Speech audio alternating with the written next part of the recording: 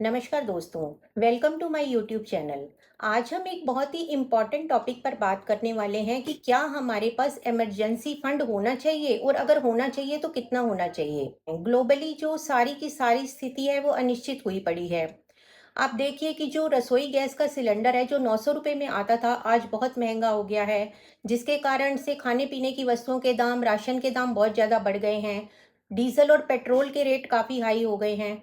तो महंगाई तो बढ़ रही है, लेकिन जो हमारी इनकम है वो उतनी की उतनी है, वो तो नहीं बढ़ रही।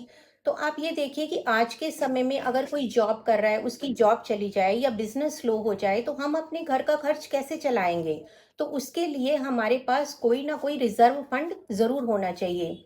अब ये रिजर्व फंड क्या होता है? रिजर्व फंड वो फंड होता है कि जैसे सपोज एग्जाम्पल के लिए, जैसे आप अपने घर का खर्चा 50,000 रुपये में चलाते हैं, तो आपके पास 3 लाख रुपए का रिजर्व फंड आपके बैंक में होना चाहिए।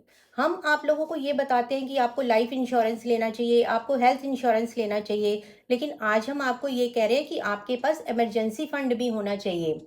इमरजेंसी फंड जो होगा वो हमारे को कोई भी ऐसा क्राइसिस आ जाता है तो उसमें हमारी हेल्प करता है। क्योंकि अगर मान लो आपको कोविड का समय याद है, लॉकडाउन याद है, जिसमें कि 6 महीने के लिए सब कुछ बंद हो गया था, लेकिन फिर भी खर्चे तो नहीं रुके, सबको अपना घर चलाना था। लेकिन हम ये देखते हैं कि 90% भारत में ऐसे लोग हैं जिनके पास कोई इमरजेंसी फंड है ही नहीं।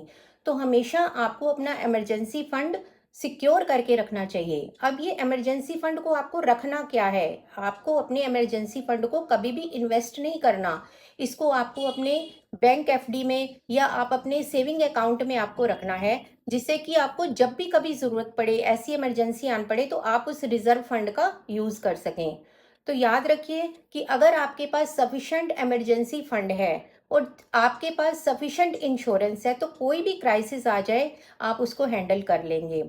आपको मेरी वीडियो कैसी लगी हो मुझे कमेंट बॉक्स में ज़रूर बताना। धन्यवाद।